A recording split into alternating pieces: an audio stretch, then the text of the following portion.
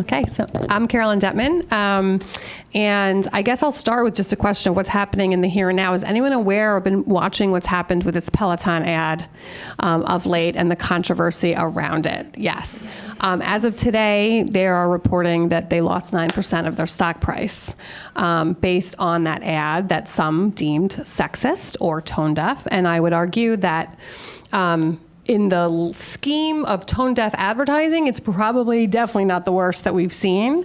And yet, I think the fact of the public outcry about it and then what's happening to the business as a result is why we are here and why Have Her Back as a business is formed and is needed today for the biggest brands and companies in the world. So I'm going to back up and I'm going to tell you our origin story and how we came to be. And first and foremost, how I met these two, and who are now my partners. But I met them 5 and 6 years ago. We worked in an agency called Golan, part of IPG's network of agencies. I was the chief creative officer. Erin ran marketing, and Pamela was with us for 2 years as our chief people officer. And I will say, when Pamela left, after 2 years working with her side by side, it was one of those moments, you all have them, where you work with someone and they leave and you go, I'm going to figure out how to work with that person again. That was Pamela for me. And when I met Erin, probably on day one, maybe week one, I was like, and you all have this too, I met her and I said, she will be my boss one day. And so that was, again, about 5 years ago. And let's see, about 2 years ago, we had Me Too happen. And as a chief creative officer, global chief creative officer, and as a female, I was a bit of a unicorn because not a lot of female chief creative officers exist in the advertising marketing world, as I'm sure you're aware. And I used to watch Mad Men, and while everyone loved that show dearly, it was a really frustrating watch for me because while it was set in the 1960s, late 60s, the things that we were seeing as a part of creative departments then were absolutely happening in the here and now over the course of my career. Post Me Too, post Time's Up, when Erin and I were working closely together, we thought, we have a voice now, and we need to use this platform to actually challenge our industry to do better for creative women. At the time, creative women were roughly 3 to 5% of creative departments. That is problematic for a lot of reasons, but mostly not only for the agencies that don't have this, but for the brands and companies that they are actually putting ideas out into the world because they are missing a female point of view from what they're putting out in the marketplace, and that is problematic. And as much as we tried over the years to recruit more females in, we were told by some of the best recruiting firms in the world that, these women, they opted out because they had kids and they just didn't want to do that. And we always knew that wasn't true. What was true is that the creative departments tended to be the most toxic departments for women. And so many of them opted out. They didn't opt out of creative, they opted out of agencies, right? So a lot of them went out on their own. Some were forced out and some were blacklisted. So when, in the time of Me Too, we started to see some of my peers, chief creative officers, who were the most toxic, did get walked out of their agencies, and that was progress for sure. But two things sort of kept us awake at night. One was, what about all the female careers that lay in their wake? Right? Who was thinking about that? And the other piece was, okay, so good progress. They've walked out the door. What are we doing about the culture that enabled that behavior? Because if we don't correct that, the same thing is going to keep happening. And so we joked a lot about, we were not joked, we were sort of like, when is someone going to do something about this? And then finally we looked at each other and said, I guess maybe it's us. And so we decided to launch an internal platform, really a challenge to our industry, which we called Have Her Back, which was all about bringing females back into creative, into leadership roles specifically, and making sure that all female careers could thrive. So that was in its simplest form. And we got a lot of attention around that for the industry. What we didn't expect was how many brands and companies wanted to engage with us, because obviously this is a problem everywhere. And they saw something in what we were doing that they gravitated towards. And so while this was never the stated intent, and we certainly did not market ourselves this way, we were getting a lot of inquiries from brands and companies, not our clients, interestingly, who were asking for us to consult with them on everything from internal cultural change, which is so incredibly hard, to product and brand development work. And so we were thinking, well, this is really interesting. There is a need in this marketplace that is not being filled, and it is a lot bigger than within this agency where we currently sit. And so we had a long talk and discussion and thought to ourselves, if we are going to launch a gender equity consultancy, then we are going to own it. It will be female founded, and we are going to be gender equity in every sense of the word. To which we then, going back to my earlier thing, said, you know who we need? We need Pamela Culpepper. We need Pamela Culpepper. Because while we had been in agencies for our whole career, Pamela, who I'm sure she'll talk about this later, she spent the far majority of her career on the corporate side at PepsiCo, with their 15 years on the internal side as their head people officer and culture, working for Indra. She understands what it's like on the corporate side and how to make culture change. And we were very lucky that she wanted to work with us.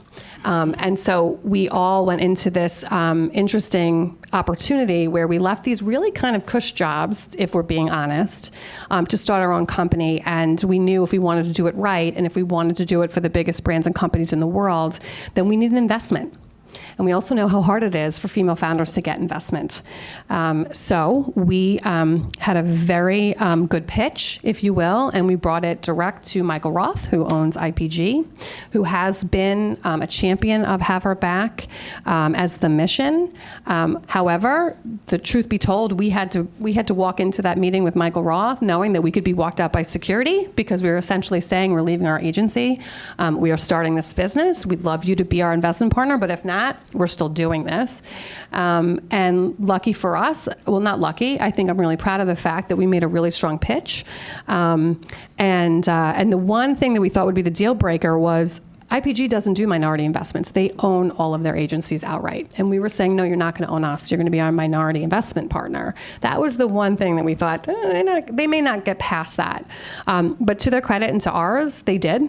And this is only the third time in their history that they have come on as a minority investment partner.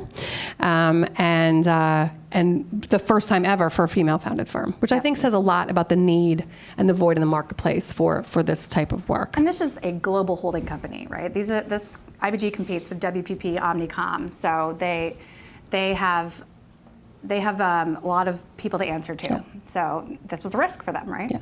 So we often joke, so the three of us who, again, left really cush jobs, what we didn't do ever in our career was build a business. So when Michael Roth said to us, okay, so how quickly can you get me a business plan? I'm sort of not joking that I was like Googling under the desk, write a business plan, right, because we hadn't done that yet, right? But we had this idea and we were very passionate about it. We asked for 4 weeks to do that. He gave us 2. We came in, then we had a summer of negotiations, which again, if you think about us, the three of us negotiating with IPG global attorneys, right? It was just a really interesting set of circumstances. We can talk about that later. But we launched at the end of the summer. And I'll let Erin and Pamela talk about the business that we're now in. Sure. So when we think about who our clients are, we think about those companies that are brave and courageous and interested in doing more than what they're doing. So these companies really believe that there is so much more that they could be doing to move towards where they'd like to be. And that's where we start. Now, it doesn't mean that we don't get calls from companies in crisis saying, oh, what do we do? What do we do? Mm-hmm. But we thrive with those companies that are saying, you know what, we're actually doing some great things, but we know that there's more, and we want to make sure that we're doing the right things. So when I think about what the three of us bring, we bring a collective of ideas and expertise that we fashion around the inside and the out, right? When you think about the three of us, I'm the serial CHRO. You've got Caroline, who's the veteran creative, who's been solving problems creatively all of her career. And then you've got Erin, who is the consummate storyteller, who can maneuver that messy middle when you're trying to think through how do you tell people what you're doing, what you should be doing, what you didn't do that you said you were going to do, and then how we're going to get better. So the three of us create this collective message that is centered around what our clients care about, what they think are their opportunities and what they think their issues are.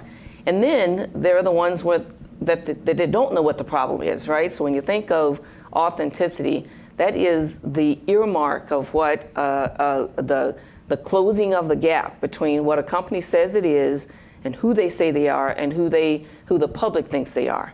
And so on the arc of authenticity, you've got, the one end that says, I talk it, but I'm not necessarily doing anything about it. Then you've got the middle that's talking and walking, may not have done all that they said that they would do. But then you've got on this far end, that company that said, gosh, I want to be the standout. I want to be the consummate leader in this space.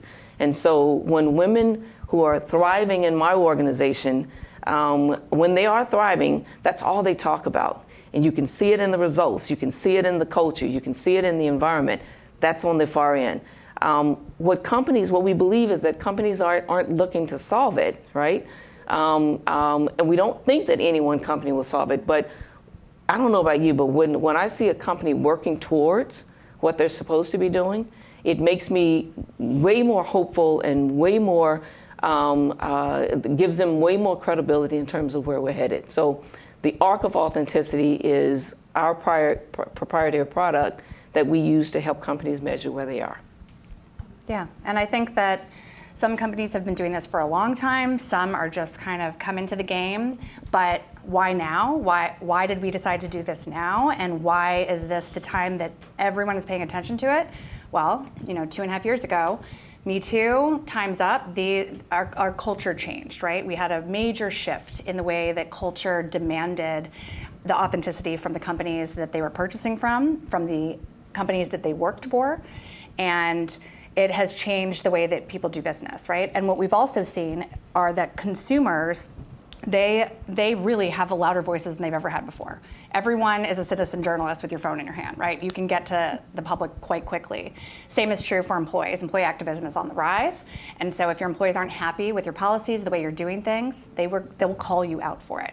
So that's sort of what we've seen, is that there is this tension point that's happening right now. As Pamela was talking about what you say you are doing, about how much you care about gender equity and what you actually are doing to do it. And women are driving this seismic cultural shift. We had this experience when we launched where the first few people said, oh my God, yeah, no, women, like that is such a niche market, like smart. And we're like, yeah, so it's funny because women are 85% of consumer buying power. So that's we're not really a niche market, like we are the market, right? And that is $40 trillion a year. So if you are not considering women when you are marketing and putting your products out into the world, if you don't have them in leadership positions thinking about your business, if you don't have them at the table coming up with the ideas that you're putting out into the world, you're missing the market, right? Not a market, the market. And so that's why we're saying, yeah, no, this is not a niche. We are working, and we're working only with the biggest brands and companies, because the other misconception that we get is, oh, so you came from agencies, like you're working with agencies to help them get their SHIT together, right? It's like, yeah, no, we find that if you want agencies to change, have their clients tell them that they have to, right? And when that demand starts to happen, they find the money to figure it out. They make the changes. We've seen this with HP about 3 years ago. They had this new call to action for their vendors and their agencies that said, you need to meet this percentage of diversity of the team that's working on our business, or you're not going to work for us. And so those sorts of demands are where we feel you're going to sort of see the biggest changes. Mm-hmm. So let's talk about what's happened. Again, as Caroline mentioned with Peloton, every day we could update our deck every day. Seriously, there's a new thing that's happened where another company has sort of stepped in it in a really small or a really big way. And so, in March of this year, Nike declared 2019 the year of the woman. And they came out with the beautiful Dream Crazy campaign featuring Serena. I'm sure a lot of you saw it. I shared it. I cried, right? Nike is known for doing incredibly beautiful brand marketing and a lot of work around female empowerment. So they are sort of the touchstone. 2 months later, front page of the New York Times op-ed section, Dream Crazy unless you want to have a baby, right? Their sponsored female athlete who was an Olympian, she revealed that it's not so much dream crazy when you are on the inside and you work for Nike. Their policies weren't supportive of her as she went through her pregnancy and as she recovered from her pregnancy. And so what did Nike do? Because they are Nike, within 48 hours they changed their policies. As a big company like you are, you know how difficult that is to do, to change a global policy for your entire workforce. And get it through legal and get all of that done. But they knew that they had this much time to get this solved before the wrath of consumers came for them. But it doesn't end, right? We saw this just a few weeks ago, where we learned that this other young female athlete, the fastest girl in America, was then coached by coaches at Nike's campus that kept telling her that she needed to lose weight and she needed to do all these things, and they were coaching her essentially like they coached the young men, and it broke her body down. And so this is happening in lots of different ways and taking lots of different forms, but every brand and company needs to be aware of it and needs to think about how they are coming off to not only their consumers but their own employees, because employees just aren't going to stand for this anymore, right? The public is no longer interested in good intentions. They want intentional action. I think we all feel this way. I mean, you can feel this way in your own household, right? You don't want your partner to tell you they're going to take the trash out. You want them to do it.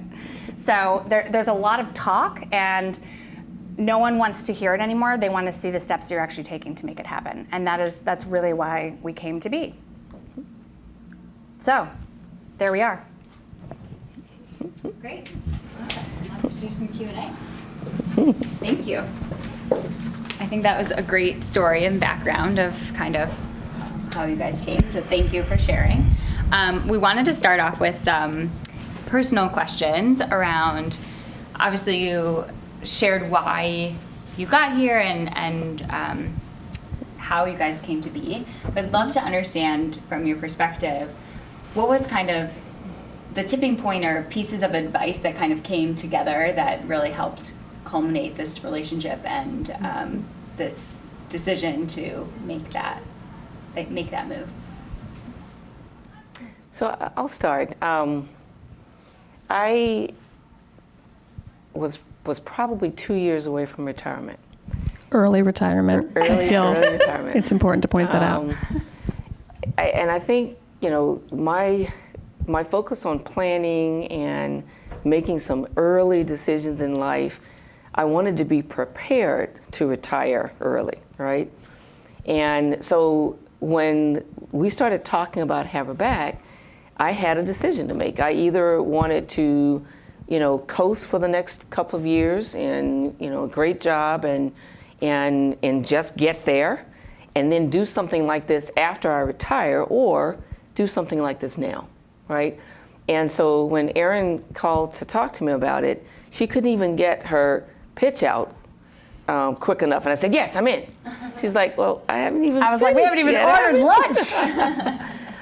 But the idea of being on the other side of this topic, I've been in corporate America most of my life. And I entered into rooms really early in my career. So I was at the table when they talked about salaries, when they talked about succession planning, when there was people planning going on. I heard the conversations that were different about, a man's salary and a female salary. I saw careers go up in flames, when life changes happened. And while I could affect it in that room, I knew that it was happening in every other room that I wasn't in. And I wanted to be on the other side of that. I wanted to be in a position to be able to affect more rooms with my, with my counsel. Because I would walk into the room and I would tell the group that's now doing people planning, there's no eye movements, no eyebrows, no shifting. There's nothing that's going to, jeopardize someone's career in this room, you all are responsible for talking about someone else's career. So I want straight faces, I want facts, but I can only do that in the room I was in, right? I knew these conversations were happening everywhere, and I wanted to be on the other side of that. Great. I think it's super important. I think we all go through that experience being on one side of the table versus the other, and making sure that we are standing up for ourselves and kind of building our brand. And That's right. so I love that you noticed that you were only able to impact one instead of multiple. So Yeah. I love that. What is something from a misconception? What is a common misconception that you guys face with Have Her Back? So I know you mentioned that people said it's a niche market, and really that is not the case. What are some other misconceptions that you feel that you are having to overcome as you guys continue to build your brand and get the message out there? I don't know that this is a misconception. Well, it is a misconception. I think people just assume less of us, which is a great thing actually for us, because then we just blow people away when we walk into the room. And I think that has been the case probably our whole careers in many ways for a lot of women. The misconception is they're not going to be good enough necessarily, or they can't do this job. And I know and I can probably speak for these two too, that fuels us, actually. So that's been great. I think that our agency that we worked for formerly could not believe that we walked into Michael Roth's office and got him to invest in us. Could not believe it. Just was complete. We got a lot of that, but they were just blown away by that. And we had a premise then that we would be working with the biggest brands and companies in the world, and 3 months later, we're working with the biggest brands and companies in the world in different sectors, which is really exciting. So I don't know if that's really an answer to your question, but it's true. I think people underestimate us. Yeah, I think one misconception is that because we're so passionate about what we do, it's not for profit. Right, so Yeah. Clearly you want to do this for free because this is Right. important work. Right. So that's been a cause. misconception. It's a cause you got paid for, right? Yeah, and I think the misconceptions actually happened before we came to Have Her Back. I think that the misconceptions were that we were going to stay in those jobs and kind of roll with the things that we really were having a hard time rolling with, that this was going to be a passion project that we did on the side. This was not going to be our full-time gig. So I think that a lot of the shock came from the fact that we were like, no, we're going to do that thing that we said we were going to do. And by the way, we've already started it. It's happening. So that's kind of like in the rear view now. What were some of those things that you really had to weigh as you were making that decision to move it from your passion project within your agency to make that pitch and really go for it? We have 6 kids between us, okay? 6 boys. So we're not just like hanging out like, oh my God, I don't know, like I guess I could like go out less if we do this so we can save some money. It's like there are children on the line, right? Careers on the line. Careers on the line. Like this is risky. We were part of big companies, big holding companies that were safe, right? They are padded, and you can kind of fall more easily. We're exposed. It's 3 of us. There's no one else to point to if something goes wrong, and there's all of us to point to when it goes right. Yeah. And I think we sort of say this, and by that I mean I decided we're going to start saying this, that a triangle is the strongest shape, right? So there's 3 sides to a triangle, and I am an English major, so don't hold me to this definition as I try to muddle through it, but when you put force on any side of a triangle, all 3 sides feel it equally. And that is absolutely how we operate, right? We have each other's backs through and through the good and the bad. And I think this is a completely different experience for us, not only starting a company and being entrepreneurs, but having that kind of unbelievable, undying support for sticking our necks out there and doing what we think is right. Yeah, it's funny. When we were fighting for ownership, no, it needs to be female-owned. It's got to be. We're not backing up from that. It's got to be female-owned. What do you mean we can't have your benefits? No, we want to be on your benefits, but we want to. Right? No, you want to own it. You own it. You own all parts of it. So we were, quite shocked by that. Right. We're on our own. Right. Yeah. I have some more questions, but are there any questions in the room? Yeah, there's a mic. Oh. Great, thanks. So now that you've started to work with some of the largest brands and advertisers out there, a question. I think we often hear that like women support women, right? So women in positions of power often lift up women to be in those positions of power. Have you found that the companies who have reached out to you and who have engaged you early on are companies that have strong female leadership to begin with, or is it more companies with male leadership who are really looking to lean in and uplift their female counterparts? It's been a mix, actually. It's definitely been a mix. And I think one challenge that I certainly have experienced in my career is not all women support women.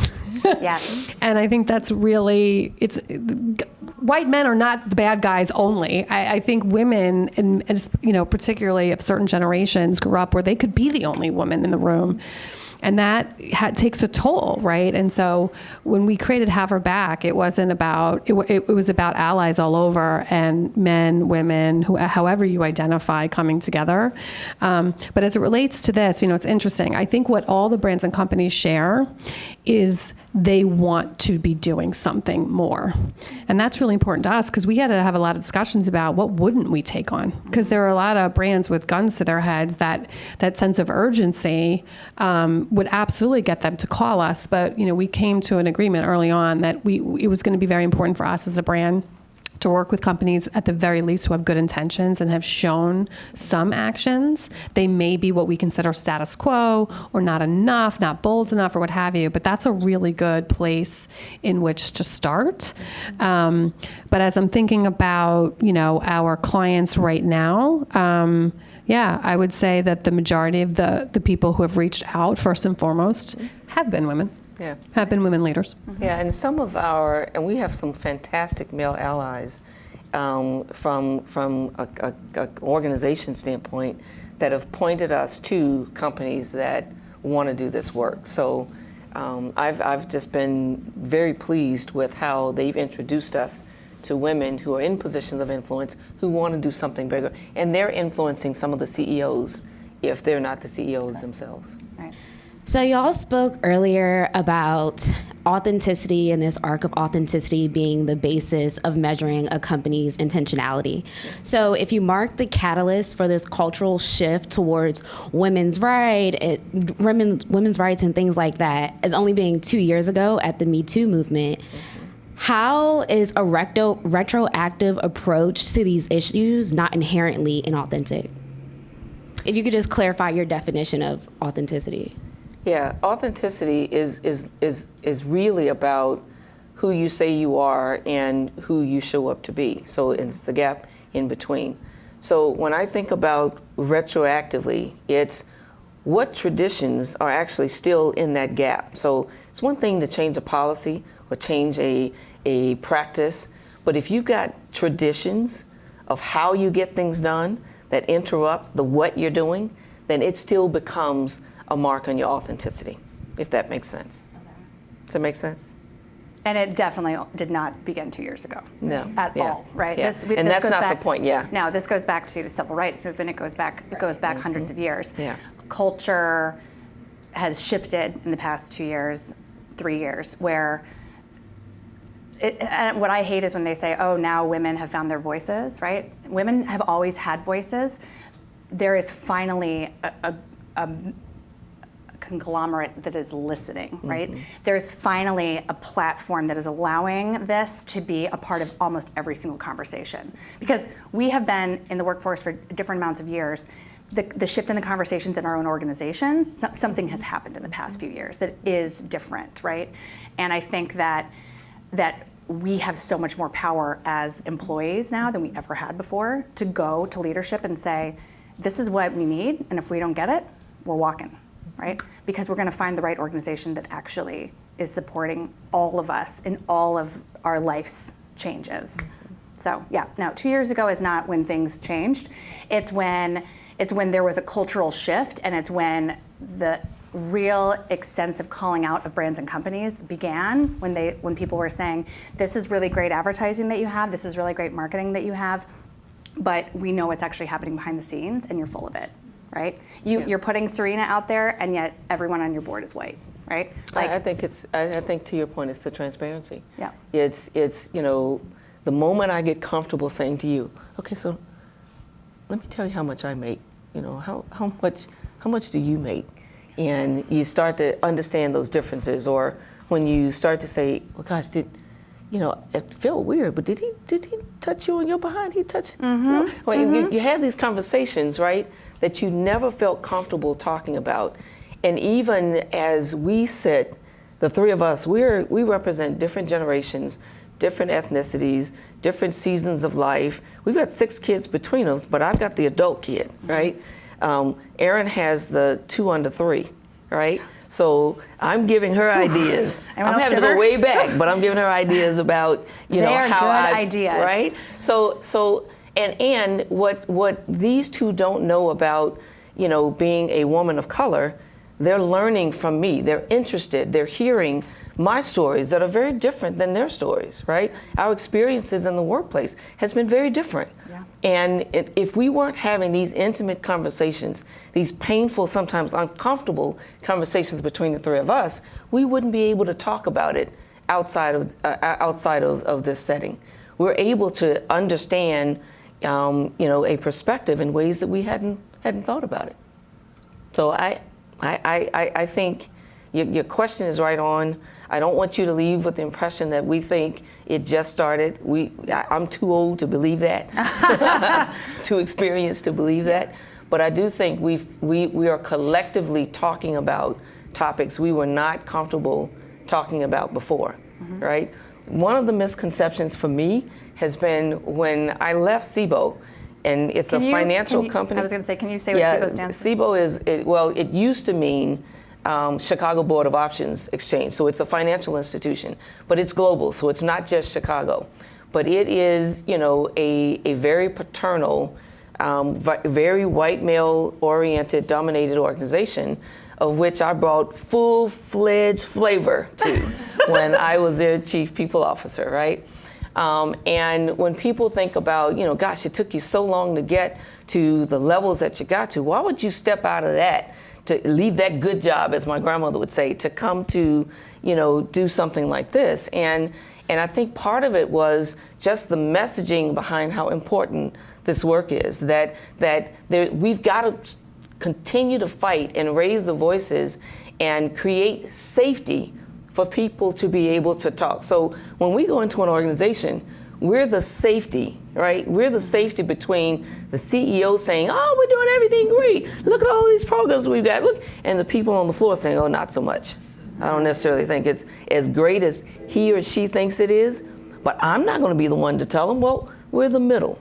We're the liaison. We're the safety middle that helps close that gap between what the floor might be saying and what the senior leadership might be saying.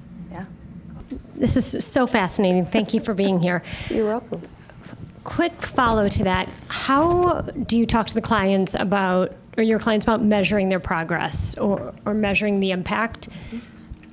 Because there's a lot of work to be done. So how do we think about those milestones and hitting them? So the arc of authenticity that we talked about briefly is our measurement tool. And again, one of the wonderful things about having a minority investor was we were able to invest in measurement tools and how we track this.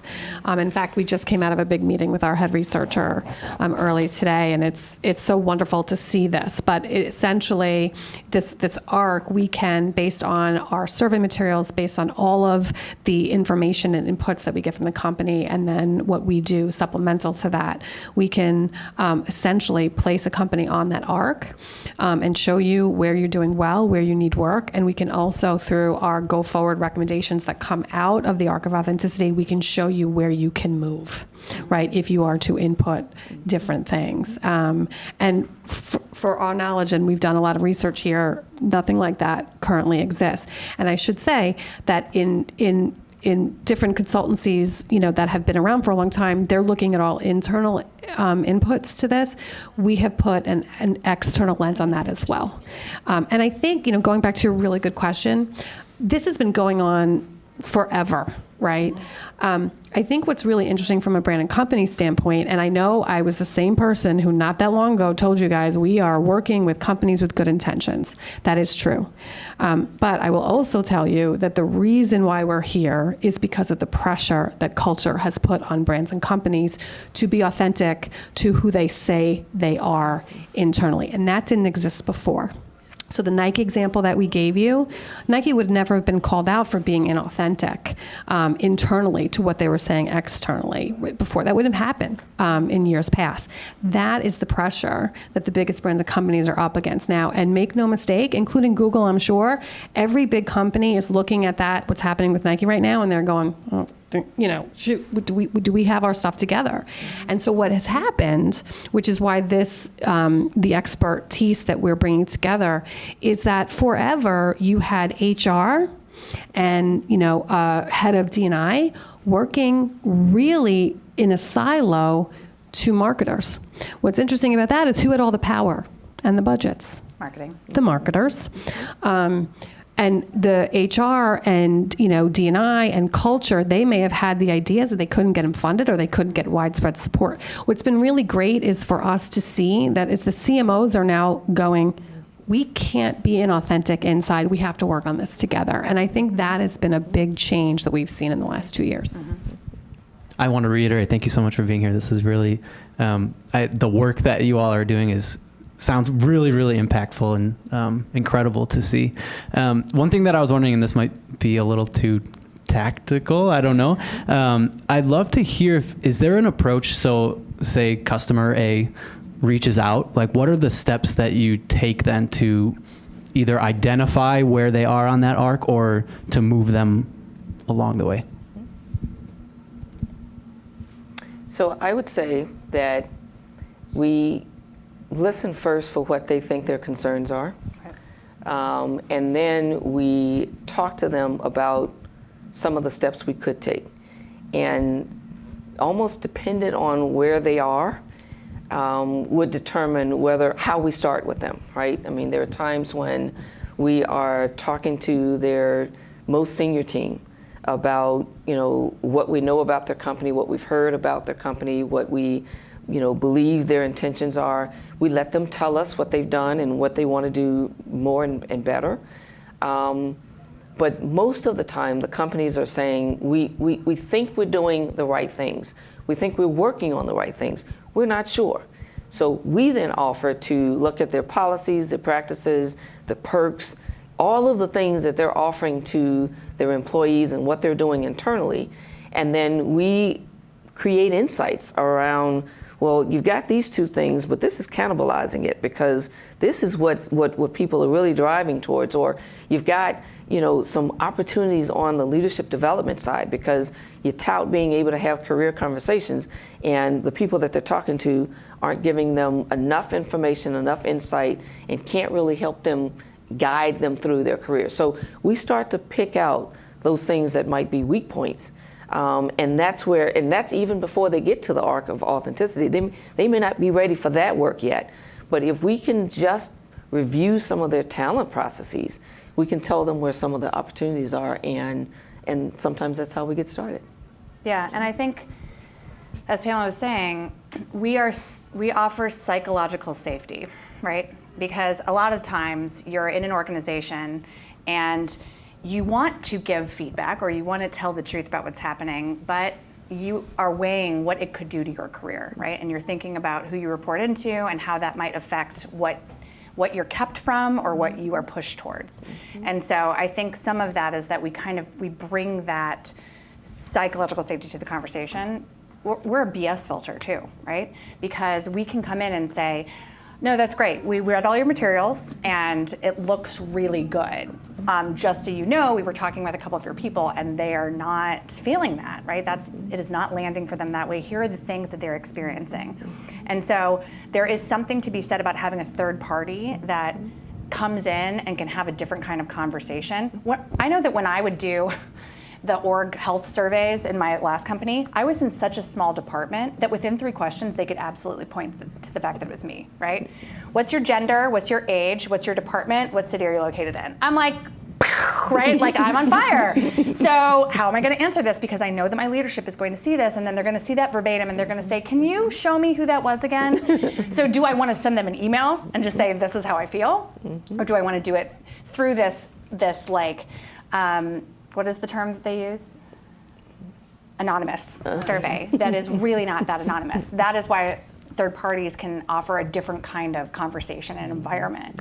And I think the other thing that we didn't necessarily anticipate right away, but we are also just a different set of eyes on things, right? That's the consulting piece of this. We are coming in and we're looking at the way they're communicating and pointing out things that are not obvious to them. And once we say it, they are so obvious to them, right? But they are so in the middle of it, you're so in it, right?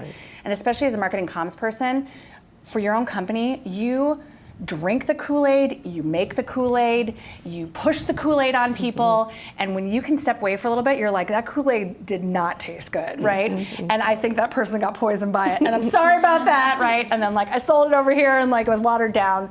And so there is something about being able to have nothing to do with that company and just sort of tell it like it is, that is very helpful. We are an extended team for a lot of these folks that are in the HR and the marketing and the creative realms, because we are validating some feelings that they have, and we are also seeing things that are in their blind spots. I'm sorry, I'm greedy with my questions here, but I'm just finding this, I'm eating it up, finding it fascinating. If you were to look thematically across some of the companies you've now worked with, what are, if you were to name like the top like 2 or 3 issues that you see most prevalent? So is it a lack of good maternity leave or family leave policies? Is it sexism still in the workplace or sexual harassment? Like, what are those themes that you've identified as kind of the unfortunate, most frequent, if you will, offenses? I think we should all each share one. Oh God. So the one that comes up for me is people not feeling comfortable taking some of the leaves. So there are companies that have gone all the way to gender neutral leaves, right? But there's something about how the organization operates where either women won't take all the time or men won't take any of the time, right? Because it's not well grooved yet, right? There's still this unsaid pressure to get back on board and show that you're loyal and show that you're committed. And that looks like giving up some of the time that you've been allotted to do some of your leaves. There are not enough women and people of color in leadership, like full stop, right? And this is one of the biggest problems, and it's systemic.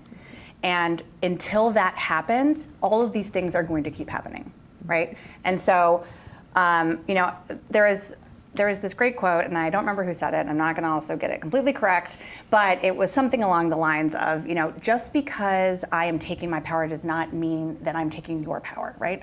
I am taking the power that I deserve, and it doesn't mean I'm taking it away from you. So this isn't pie, people. Okay? It's not like, that's it, it's gone, there were 4 of you and you've eaten it all. It is much bigger than this. And so we have got to stop thinking about, if you're a white guy, that women are taking your jobs, right?